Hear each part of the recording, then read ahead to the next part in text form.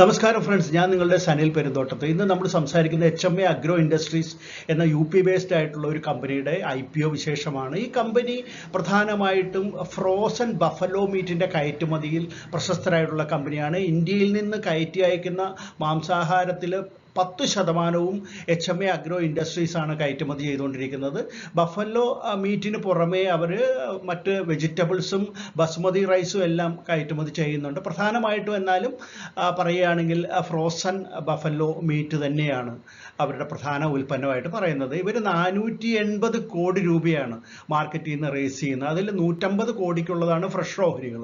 ബാക്കി 330 കോടി രൂപയ്ക്കുള്ളത് ഇപ്പോഴത്തെ ഓഹരി ഉടമകൾ വിറ്റഴിക്കുന്ന ഓഹരി, അതായത് ഓഫർ ഫോർ സെയിൽ ആണെന്ന് പറയാം. അപ്പം നമുക്ക് ഈ കമ്പനിയുടെ വിശേഷങ്ങളിലേക്ക് കടക്കാം. ഇത് ജൂൺ 20 മുതൽ 23 വരെയാണ് ഇഷ്യൂ ഓപ്പൺ ആയിരിക്കുന്നത്. നമുക്കിനി ഇതിൻ്റെ വിശേഷങ്ങൾ നോക്കാം.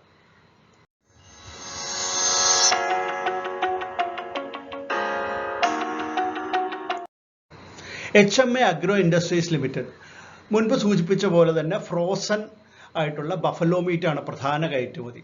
അതോടൊപ്പം തന്നെ പഴം, പച്ചക്കറികൾ, ബസ്മതി റൈസ് ഇതെല്ലാം കയറ്റി അയക്കുന്നുണ്ടെന്ന് പറഞ്ഞല്ലോ. സെൽഫായിട്ടുള്ള ബ്രാൻഡുകളാണ് അവരുടേത്.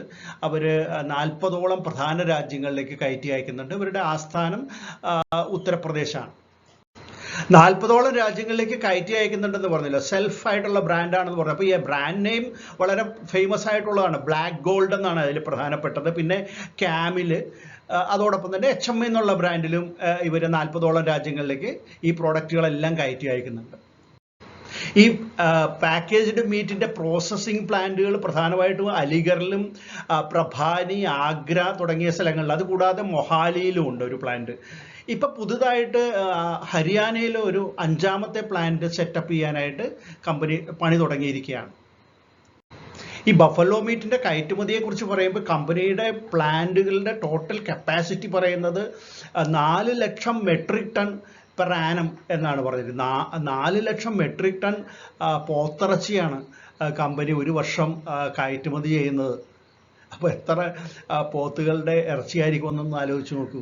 മാത്രമല്ല, കമ്പനിയുടെ 90% വരുമാനവും ഇത്തരത്തിലുള്ള മാംസാഹാരത്തിൻ്റെ എക്സ്പോർട്ടിലൂടെയാണ് ലഭിക്കുന്നത്. അതായത് 40ഓളം രാജ്യങ്ങളിലേക്ക് കയറ്റുമതി ചെയ്യുന്നുണ്ടെന്ന് പറഞ്ഞല്ലോ. എക്സ്പോർട്ടിലൂടെയാണ് 90% അവരുടെ വരുമാനം വരുന്നത്. ഈ ഫ്രോസൺ ഫുഡിൻ്റെ എക്സ്പോർട്ടിൻ്റെ കാര്യത്തിൽ ഏകദേശം 63ഓളം വർഷത്തെ പാരമ്പര്യമുള്ള ഒരു കമ്പനിയാണ്. ഇതിൻ്റെ മാനേജിംഗ് ഡയറക്ടർ എന്ന് പറഞ്ഞാൽ വാജിദ് അഹമ്മദാണ്. അദ്ദേഹം ഇതിൻ്റെ പ്രധാന പ്രൊമോട്ടറുമാണ്. അദ്ദേഹത്തെ കൂടാതെ ഗുൽസാർ അഹമ്മദ്, മുഹമ്മദ് മെഹമൂദ് ഖുറേഷി, മുഹമ്മദ് അഷ്റഫ് ഖുറേഷി, സുൽഫിക്കർ അഹമ്മദ് ഖുറേഷി എന്നിവരാണ് പ്രധാന പ്രൊമോട്ടർമാരായിട്ടുള്ളത്.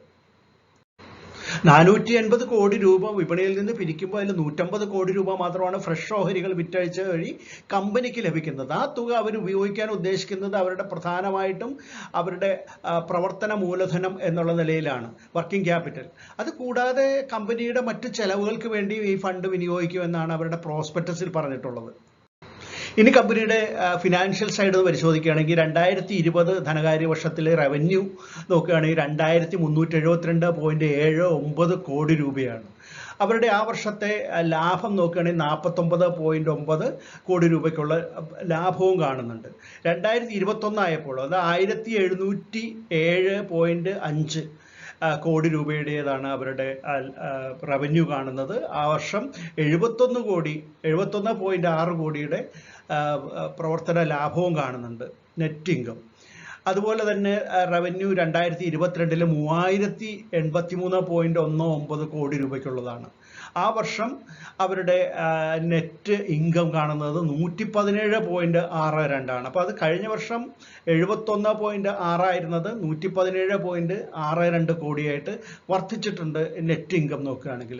പിന്നീട് നമ്മളിപ്പോൾ ലാസ്റ്റ് ധനകാര്യ വർഷത്തെ 9 മാസത്തെ കണക്കാണ് ഇവിടെ കൊടുത്തിട്ടുള്ളത്. 2370.48 ആണ് അവരുടെ റവന്യൂ കാണിക്കുന്നത്. അതുപോലെ തന്നെ 113.24 കോടി രൂപയാണ് 9 മാസത്തെ തന്നെ നെറ്റ് ഇൻകം ആയിട്ട് കാണുന്നത്. ഇത് മാർജിനാണ്. മാർജിൻ പെർസെൻറ്റേജ് 1.93 ആണ് 2020 അടുത്ത വർഷം 4.19% ആണ്.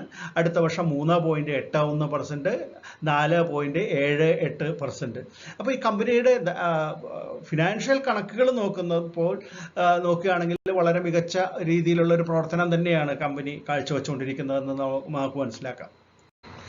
ഇനി ഏറ്റവും പുതിയ വാല്യുവേഷൻസ് നോക്കുകയാണ്. EPS 24.39, P റേഷ്യോ 22.76, 23.99 എന്നുമാണ് കാണിക്കുന്നത്.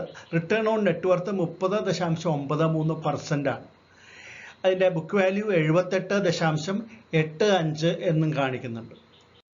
ഈ ഇഷ്യൂവിൻ്റെ registrar big share services private limited ആണ്. അതോടൊപ്പം തന്നെ lead manager Aryaman financial services limited എന്നുള്ള കമ്പനിയുമാണ്. ഇനി HMAയുടെ ഓഹരി IPO നമുക്ക് ഒറ്റനോട്ടത്തിലൊന്ന് പരിശോധിക്കാം. IPOയുടെ ഡേറ്റ് നമുക്കറിയാമല്ലോ, 20-ാം തീയതി മുതൽ 23-ാം തീയതി വരെയാണ് ജൂൺ മാസത്തിൽ. അതിൻ്റെ പ്രൈസ് ബാൻഡ് 555 രൂപ മുതൽ 585 രൂപ വരെയാണ്. ഫ്രഷ് ഓഹരികൾ 150 കോടി രൂപയ്ക്കുള്ളതേ ഉള്ളൂ. അതുപോലെ 330 കോടി രൂപയ്ക്കുള്ളത് ഓഫർ ഫോർ സെയിലാണ്. അപ്പോൾ ടോട്ടൽ വരുന്നത് 480 കോടി രൂപയ്ക്കുള്ളതാണ്. അതിലൊരു റീറ്റെയിലർക്ക് മിനിമം അപ്ലൈ ചെയ്യേണ്ടത് 25 ഓഹരികളാണ്. 2 ലക്ഷം രൂപ വരെ അതിൻ്റെ ഗുണിതങ്ങൾ നമുക്ക് അപ്ലൈ ചെയ്യാവുന്നതാണ്. അപ്പോൾ 25 ആണെങ്കിൽ 14,625 രൂപയായിരിക്കും അതിന് വേണ്ടി ചിലവാക്കേണ്ടി വരുന്നത്. ഫേസ് വാല്യൂ 10 രൂപയാണ് ഒരു ഓഹരിക്ക്. 35% ഓഹരികൾ റീറ്റെയിലേഴ്സിന് അനുവദിക്കുന്നുണ്ട് കമ്പനി. NSEയിലും BSEയിലും ലിസ്റ്റ് ചെയ്യുന്നുണ്ട്. ഇതിൻ്റെ ഡേറ്റുകൾ പരിശോധിക്കുകയാണെങ്കിൽ അലോട്ട്മെൻറ്റ് ഡേറ്റ് വരുന്നത് ഈ ജൂൺ മാസത്തിൽ 29-ാം തീയതിയാണ്. റീഫണ്ട് വരുന്നത് 30-ാം തീയതി ഓഹരി കിട്ടാത്തവർക്ക്. ഇനി അത് ക്രെഡിറ്റ് ആയിട്ട് ഡിമാറ്റ് അക്കൗണ്ടിലേക്ക് ഓഹരി ലഭിച്ചവർക്ക് കിട്ടുന്നത് 3-ാം തീയതിയാണ്, ജൂലൈ മാസത്തിൽ, അടുത്ത മാസം.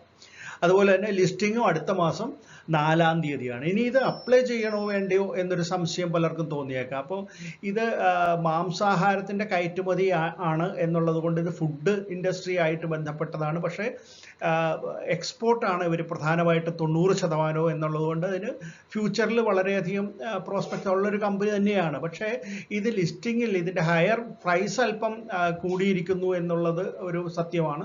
അങ്ങനെ നോക്കുമ്പോൾ ഇതിൽ ലിസ്റ്റിങ്ങിൽ പെട്ടെന്നൊരു ഗെയിൻ ഉണ്ടാവാനുള്ള സാധ്യത കുറവാണ്. എങ്കിലും ദീർഘകാലത്തേക്ക് ഇത് കരുതി വയ്ക്കാൻ താല്പര്യമുള്ളവർക്ക് ഇത് വളരെ നല്ല ഓഹരി തന്നെയാണെന്നാണ് വ്യക്തിപരമായിട്ട് എൻ്റെ അഭിപ്രായം. HMA Agro ഇൻഡസ്ട്രീസ് ലിമിറ്റഡിൻ്റെ IPO വിശേഷങ്ങൾ കേട്ടല്ലോ. നിങ്ങൾക്ക് ഇഷ്ടപ്പെട്ട് കാണുന്നു. ഇഷ്ടപ്പെട്ടെങ്കിൽ തീർച്ചയായിട്ടും ലൈക്ക് ചെയ്യാൻ മടിക്കരുത്. അതോടൊപ്പം തന്നെ ഈ വീഡിയോ എല്ലാ രീതിയിലും നിങ്ങൾ സപ്പോർട്ട് ചെയ്തു തരണം. നമുക്ക് മറ്റൊരു IPO വിശേഷമായിട്ട് ഉടൻ തന്നെ വീണ്ടും കാണാം. അതുവരെ നന്ദി, നമസ്കാരം, ബൈ.